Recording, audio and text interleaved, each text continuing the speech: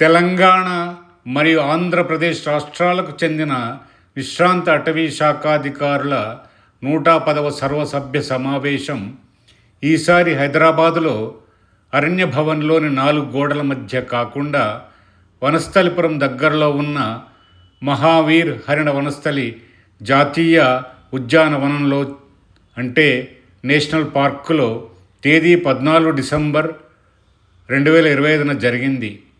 ఈనాటి సమావేశానికి స్థానికంగా ఉన్న సంఘ సభ్యులే కాకుండా విశాఖపట్నం, విజయవాడ మరియు వరంగల్ ప్రాంతాల నుండి సభ్యులు రావడం విశేషం. సమావేశంలోని వివిధ అంశాల సమాహారమే ఈ వీడియో.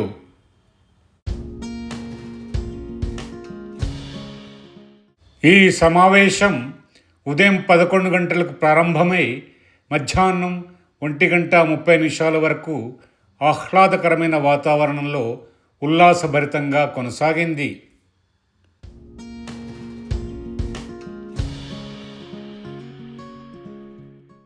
ఈనాటి సమావేశం సంఘం ప్రధాన కార్యదర్శి అయిన బిఎం స్వామిదాస్ గారి స్వాగతోపన్యాసంతో ప్రారంభమైంది.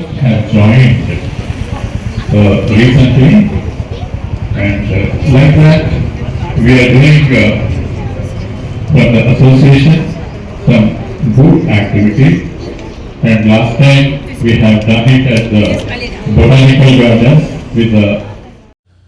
తదనంతరం ఈ మధ్య కాలంలో అసూలు బాసిన సి సమ్మిరెడ్డి మరియు డివి రావు గారులు అటవీ శాఖకు చేసిన సేవలను గుర్తు చేసుకోవడం జరిగింది. వారి బయోడేటాను వివి హరిప్రసాద్ గారు చదివి వినిపించారు. And appointed to Indian Forest Service in 1966.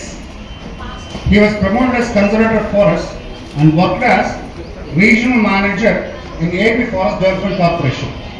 And later, on promotion, he became Vice Chairman and Managing Director, in which post he served till 1989 before retiring on 31st of January 1989.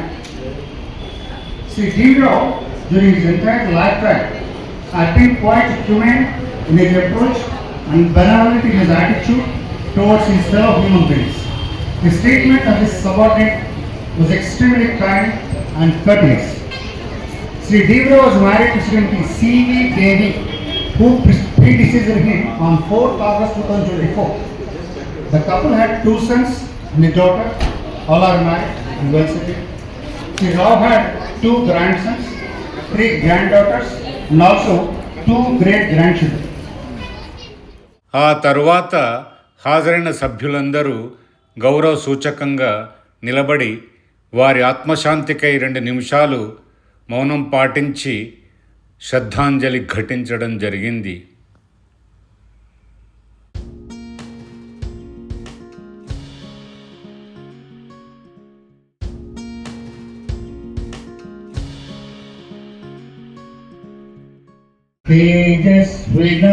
తేజస్వినావధీతమస్తు మా విద్విషావహై.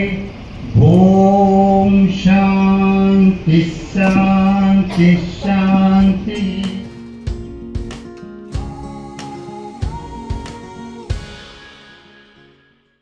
తదనంతరం ఆనవాయితీగా 85 సంవత్సరాలు పూర్తి చేసుకున్న ఎస్డి ముఖర్జీ గారిని,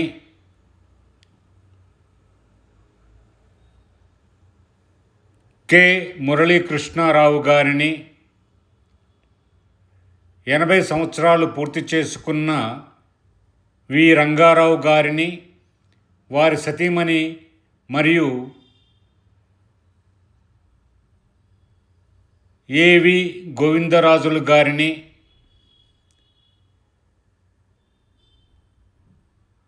అలాగే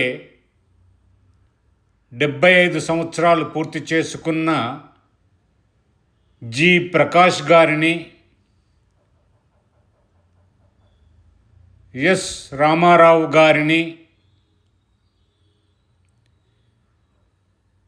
D Ramanarayana వారి సతీమణి గార్లను, మరియు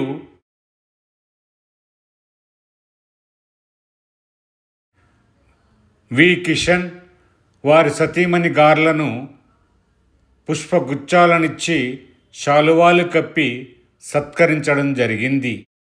పదవి విరమణ తర్వాత సభ్యత్వం తీసుకుని తొలిసారిగా సమావేశానికి హాజరవుతున్న డి రాజారావు, పి కృష్ణమాచారి మరియు జి సారయ్య గారులకు పికే జా ప్రెసిడెంట్ గారు స్వాగతిస్తూ పుష్పగుచ్చాలను ఇవ్వడం జరిగింది.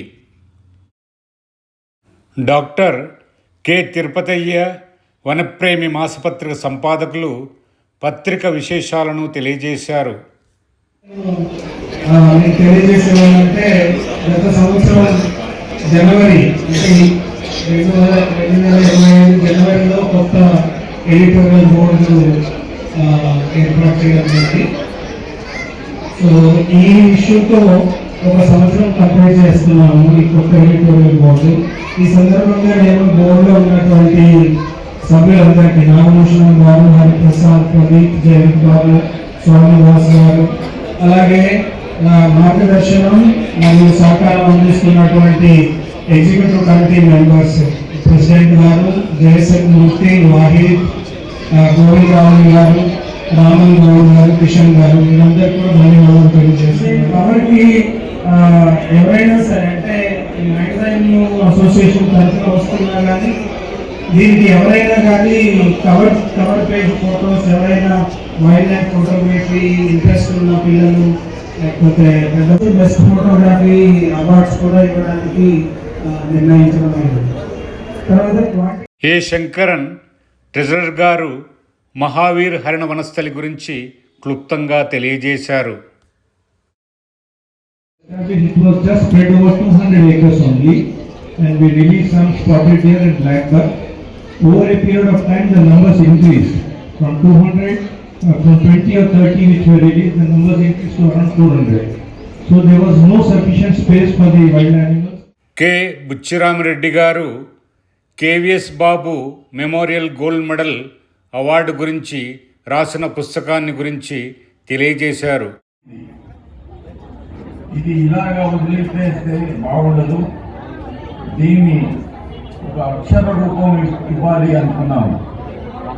మేము ఇరువురం కలిసి అమ్మగారితో చెప్తే వారు వెంటనే స్పందించి ఇది ఒక యజ్ఞంలాగా మీరు పూనుకొని చేయండి అని చెప్పి సహాయపడ్డారు.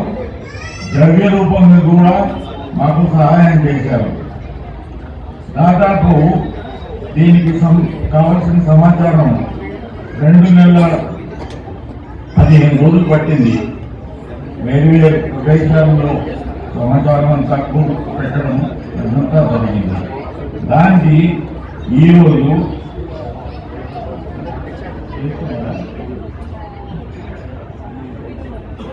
ఆ పుస్తకాన్ని మా ప్రెసిడెంట్ శ్రీ జాగా చేతులకు మీదుగా ఆవిష్కరణ చేయమని చెప్పి కోరుతున్నాను. బాధ్యతాయుతంగా విశిష్టమైన సేవలు అందించిన అటవీ సిబ్బందికి కేవిఎస్ బాబు గారి స్మృతిలో వారి శ్రీమతి కె ఫణి ప్రసూనాంబ గారు అందించిన ఆర్థిక సహాయంతో అవిభక్త ఆంధ్రప్రదేశ్ రాష్ట్రంలో 2012వ సంవత్సరం నుండి బంగారు పథకాన్ని ఇవ్వడం ప్రారంభమై విభజనానంతరం కూడా 2 రాష్ట్రాలకు వర్తింపజేస్తూ కొనసాగుతున్నది. దీనికి సంబంధించిన సమాచారాన్ని ఫోటోలతో పాటు పుస్తక రూపంలో తీసుకుని వస్తే బాగుంటుందన్న కె బుచ్చిరామిరెడ్డి గారి ఆలోచనకు శ్రీమతి ఫణి ప్రసూనాంబ గారు అంగీకరించి అవసరమైన ఆర్థిక సహాయాన్ని అందించారు. సమావేశంలో శ్రీమతి కె ఫణి ప్రసూనాంబ, కె శరత్చంద్రబాబు మరియు వారి కుటుంబ సభ్యులు కె బుచ్చిరామిరెడ్డి గారిని శాలువా కప్పి చిరు సత్కారం చేశారు. సమావేశంలో కేవిఎస్ బాబు కుటుంబం తరఫున వారి తమ్ముడు కె శరత్చంద్రబాబు గారు వనప్రేమి పత్రికపై ఉన్న అభిమానంతో 1,00,000 రూపాయల చెక్కును ప్రెసిడెంట్ గారికి అందజేశారు.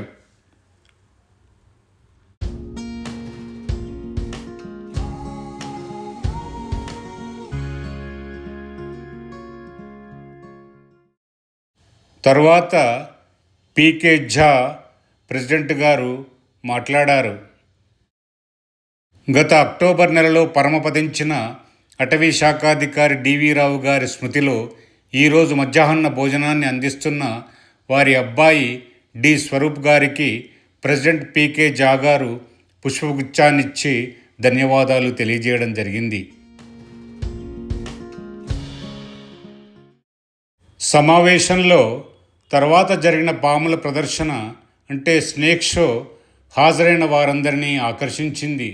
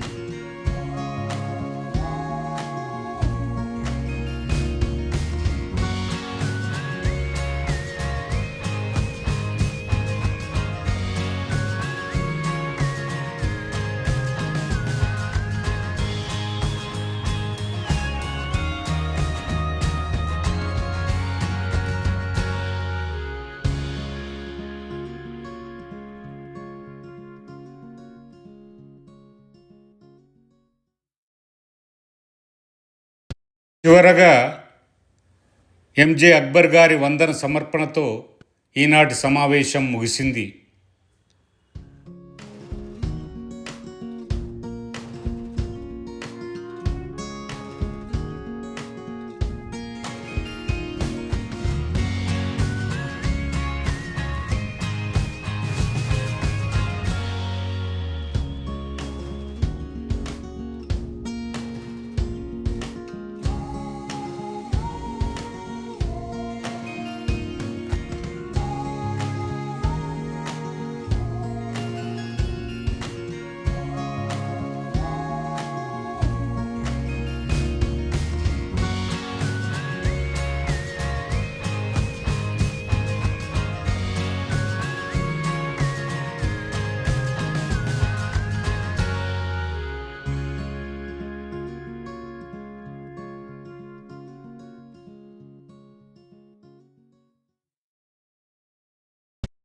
పచ్చని ప్రకృతిలో మధ్యాహ్న భోజనం రుచులను హాజరైన సభ్యులతో పాటు కుటుంబ సభ్యులు, పిల్లలు అందరూ తృప్తిగా ఆస్వాదించడం జరిగింది.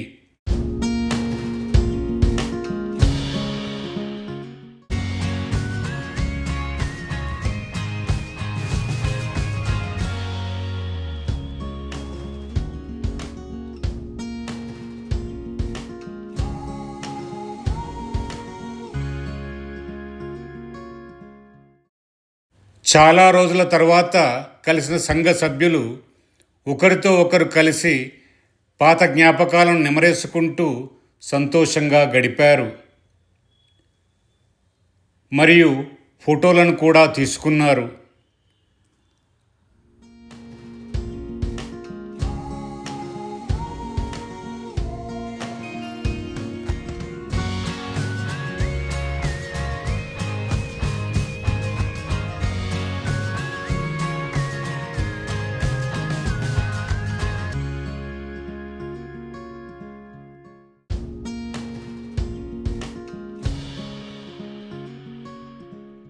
కేవీఎస్ బాబు గారి స్మృతిలో ఈరోజు జరిగిన కాఫీ టేబుల్ పుస్తకావిష్కరణను తిలకించడానికి పలు ప్రాంతాల నుండి వచ్చిన వారి అభిమానులు మరియు బంధువర్గ సభ్యులందరూ పుస్తక రూపకల్పనకు కృషి చేసిన కె బుచ్చిరామరెడ్డి గారిపైనున్న అభిమానంతో వారితో గ్రూప్ ఫోటోలను తీసుకున్నారు. భోజనానికి ముందు తర్వాత సమావేశానికి వచ్చిన చాలామంది పార్కుకు సంబంధించిన అధికారులు ఏర్పాటు చేసిన వాహనాల్లో పార్కు లోపలకు వెళ్ళి చుక్కల జింకలను మరియు కృష్ణ జింకలను చూసి చాలా ఆనందించారు.